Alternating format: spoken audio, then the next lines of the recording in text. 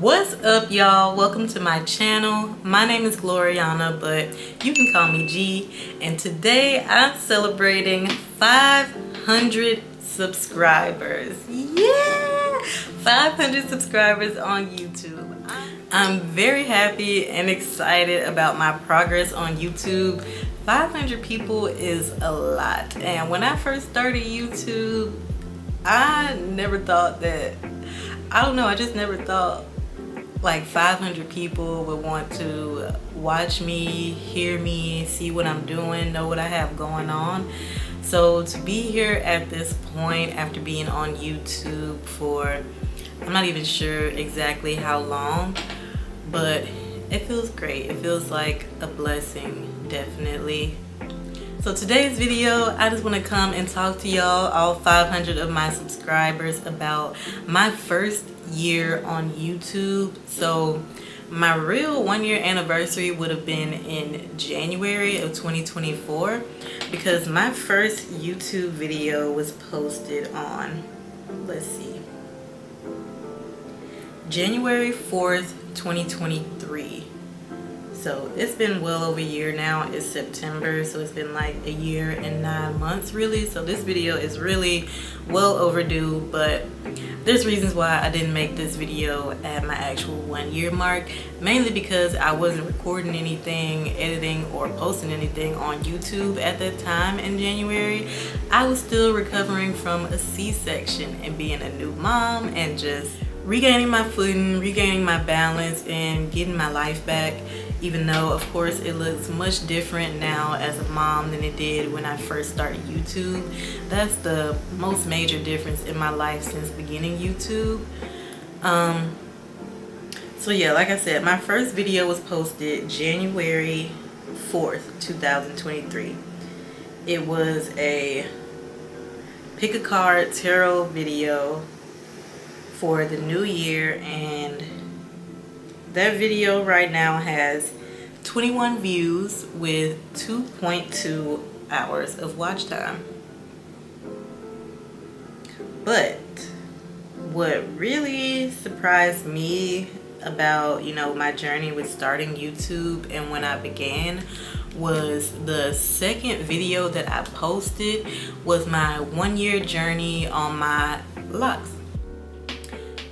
It was all pictures and videos that I had taken during that time throughout my lock journey, and I just put them all into one video, sat down, talked about the photos, talked about the videos, talked about my experience during that first year, and posted it, because a lot of what I like to watch on YouTube during that time was hair videos and lock videos. I was really interested in the lock journey and how my hair would progress. I watched a lot of like 1-year progress videos of people starting their locks when I was locking my hair, and it really just keeps you like motivated and to see that you're gonna get to the end goal. There is no not getting there, as long as you stick with it, as long as you stay locked and don't comb your hair out. So I don't know, I feel like whenever we first start our locks, we put a lot of attention into them in those beginning stages, and then eventually it just becomes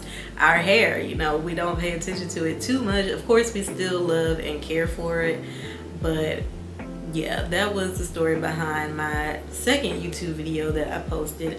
I had all those videos and photos for a while, and I was like, I took these photos really with the intention of being able to post them and share them one day. So I'm proud that I actually made it to that point and actually did post that video, because that video is the most watched video on my channel to this day.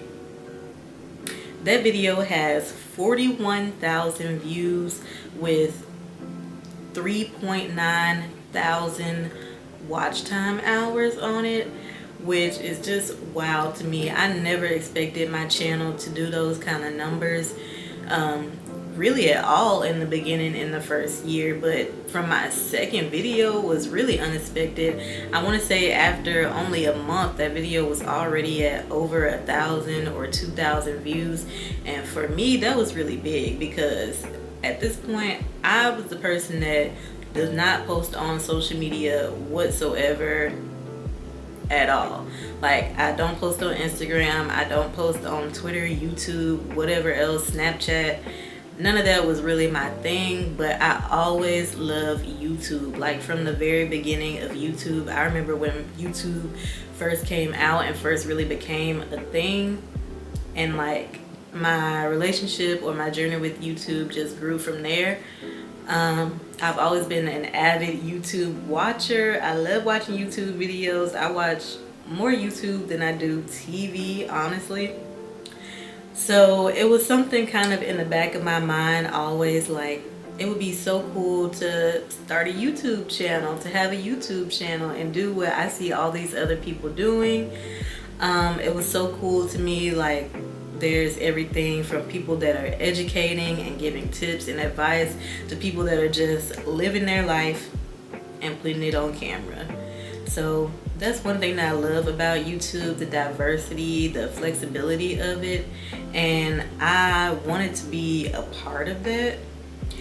But you know, the main thing holding me back, or really the only thing holding me back, was myself and my thoughts about having all those eyes on me. What will people think? What will my family think? Will my family watch my channel? Like, will my job know about it? You know, just those little things in my head that kept me from ever even getting started with YouTube. But I'm so glad that I did, and I definitely don't see me stopping it anytime soon. Another thing that helped give me the push to start my YouTube channel was once I actually decided, okay, I am gonna do this, and I created the account, created the YouTube page, and at that point I was like, well, I don't really know where to begin other than that. I don't know what to do, how to do it. I don't know how to make a thumbnail. I don't know how to upload. What format does the video need to be in? What size does the picture, the file need to be? I don't know any of that. I'm just like going in blind, even though I've been a YouTube watcher for so long. People make it look easy, and it is a lot more that goes into it, even though it is simple for the most part. It doesn't make it easy. But one of the major keys to me starting my YouTube channel and really like making myself go ahead with it was after I created the account, I decided to get a mentor. It just so happened, like, when I first moved to Dallas, I found this girl on YouTube and started watching her channel. She posts like spiritual development type of videos mostly, but I found her channel, and at the time she also had a business mentorship going on. So I took a leap and I decided to just sign up for the mentorship. At the time that the program was happening, I was actually on a leave of absence from my job because my grandmother passed, and I felt like I just needed some time to breathe and to get back to myself, get back to focusing on the fun and the joys of life and less about work and money. And so I took a leave of absence from my job. I started focusing just on me, things that make me happy. YouTube was one of those things that I decided to start during that time, and you know, being away from work really gave me that extra energy and that extra boost to get it done, because it's like, I'm off work for months. What else am I really doing? I don't have any excuse. There is no, I don't have time, or I don't know how to do it, because now I have a mentor telling me and showing me exactly what I need, and I have all the time in the world to get it done. So at that point, I really had no more excuses to not do it. So I did it, and I went ahead and posted that first video. I was so nervous about it. For one, my first YouTube video was a tarot video. I was really into tarot. I still am into tarot, but it was a big step for me posting that, because not only am I sharing a piece of me, it's a piece of me that's really close to me. So I was, I guess, nervous about how people would take to it and react to it. But in posting that, I learned that you know, the energy you put out is what you get back. So I guess I was kind of scared of getting negative comments or, you know, people that are skeptical or don't believe in tarot or anything, or they're like, why are you doing this? But those kind of people aren't watching this kind of video. So it just was like an irrational fear. I kind of realized, like, why are you worried about negative things that people may or may not say, and you haven't even posted anything yet, or you just started your channel? Another thing that helped me feel better about and less anxious about posting that first video was just realizing, like, nobody's gonna see this video. 9 times out of 10, it's gonna get very minimal views, and it did. But so I was really shocked when my second video started to take off. I knew that it would do better than the tarot video because I guess it's not as big of an audience for tarot as it is hair, but I did not expect it to do the numbers that it did. What else do I want to say about my journey on YouTube? I would say another thing that I was concerned about when starting my channel was what to post. Because I feel like, you know, if I'm going to be posting something for the world to see, I want it to have value. I wanted to, you know, add to people's life and add to people's experience and not just be kind of like more useless internet content. So that was my thing. I was really like, I don't know, I guess hard on myself, or really in my head about, okay, what videos am I gonna post? What type of videos? What's gonna be my niche? You know, I need to come up with all these video ideas right now before I even start, because I don't know what to record to be an excuse for me not posting a video. So before I even started with YouTube, I made myself sit down and write down like 100 video ideas, because I had in my head, like, I'm gonna be so consistent. My goal is posting once or twice a week. So I'm like, if I'm posting twice a week, the content ideas are gonna run out pretty quickly.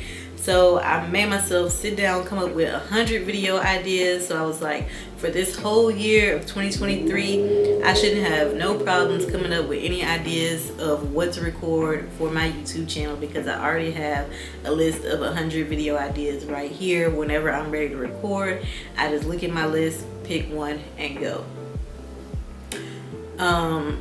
Clearly, most of those video ideas have not been executed, at least not yet, but you know, life just happens. That's another thing I learned from my YouTube journey, that life is gonna get in the way. It's inevitable. And as a YouTube watcher myself, of course, you know, it's always kind of a letdown or a disappointment when your favorite YouTuber is going on a break, or they aren't posting for a while, haven't said anything. So I was really on myself about, I need to be consistent. I have to be consistent if I'm really gonna do this and I'm really gonna make this a thing. And I realized that consistency looks different on everybody in every situation. The main thing isn't, you know, having, okay, I'm gonna post every so often. For me, it's been just making sure I know that no matter what, I'm gonna post another video. There's never gonna be something that stops me completely from posting. Even though I went like 8-9 months while I was pregnant without posting a video or even touching anything related to YouTube, I knew once the baby was out and once I was feeling better, I had to get back on my YouTube game. Like, I just had to. I knew if I sat in that space after having a baby and let myself, you know, get comfortable with baby being my main focus, or not my main focus, of course baby is always my main focus, but let baby become my only focus, it was like I just knew if I fell into that, YouTube wasn't going to be a thing for me anymore. I probably would have just given up or been like, yeah, I don't have time for it anymore. But I literally forced myself to edit video footage that I had recorded when I didn't even realize that I was pregnant, but I was pregnant, and still post that footage even after 9 months. I believe that first video I posted after coming back from giving birth to my baby was like my 3-year, I think it was my 3-year lock update. So I had all the photos and videos and things from that year. I just needed to edit it. And even while I was pregnant, I was telling myself, you know, go ahead and edit that video, post something, you know. But I just couldn't bring myself to do it. It wasn't fun. I didn't have the energy. But when I did, I made sure that was the first thing on my list.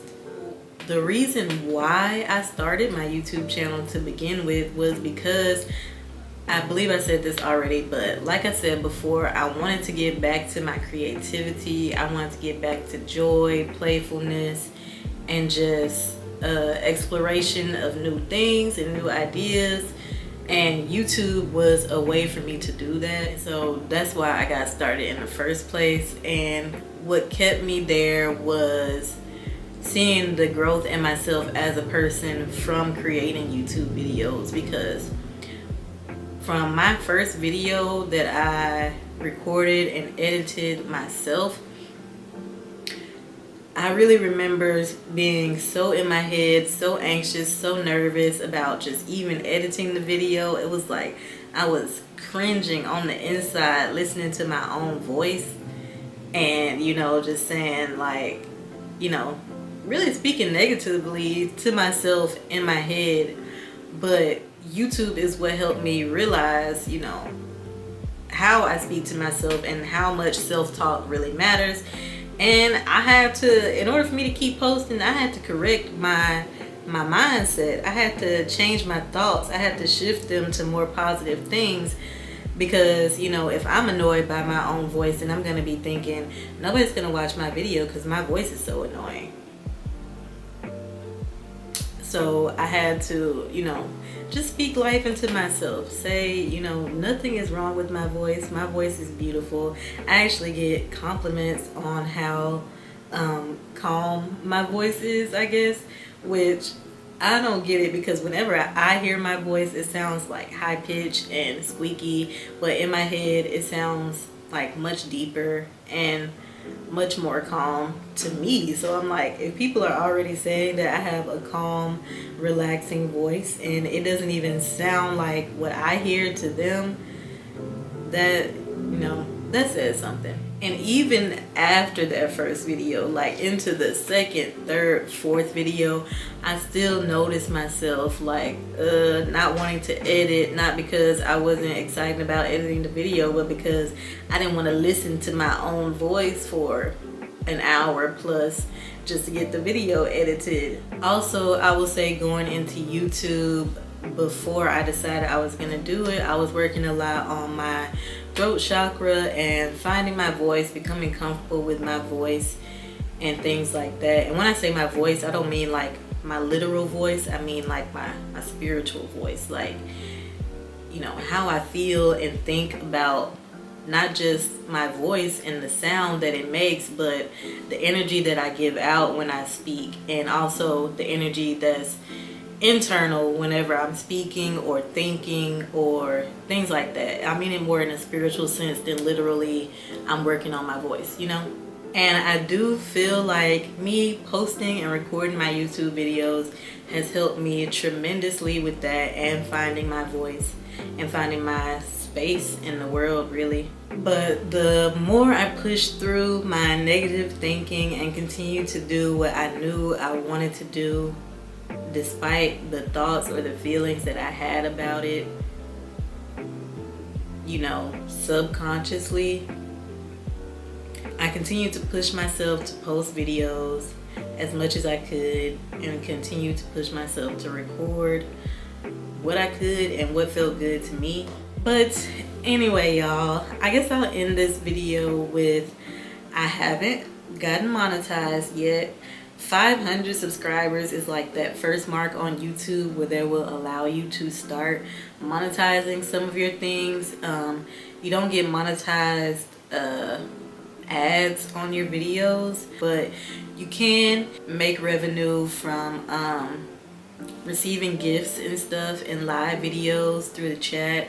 You can make money from posting any merchandise through your channel, and you can also make money through memberships, I believe, at 500 subscribers. So even though I have 500 subscribers, you need 3,000 watch hours for the 500 subscriber monetization level, and I don't have those 3,000 hours yet, which is a little disappointing. You know, seeing that my second video on YouTube has 3.9 thousand watch hours is like so crazy to me, but YouTube only counts watch time from a year on a rolling basis. So today is September 5th. Only my watch time from today to last year September 5th is being counted into my monetization threshold. So right now I'm at like 2,000 hours, even though I have over 4,000 hours of watch time pretty much just from one video, but all my videos have over 4,000 hours of watch time combined. I still haven't met YouTube's criteria for monetization, which is okay. Of course, that's one of my goals. It would have been great to be monetized in a year, but maybe we can hit it in 2 years. Who knows? Like I said, anyway, I'm closer to my 2-year anniversary on YouTube mark than I am to the 1 year, but it has been really great for me. I feel like it's built my character and just done more for me than I ever could have imagined. And I do recommend starting a YouTube channel to anybody that's interested. Just do it. Who knows where it could go, what it could lead to.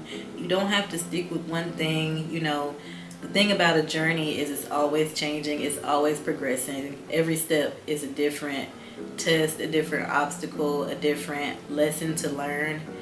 And you know, sometimes just getting started is the hardest part. That is all I have for y'all in this video. If you enjoyed this video, make sure you leave a comment.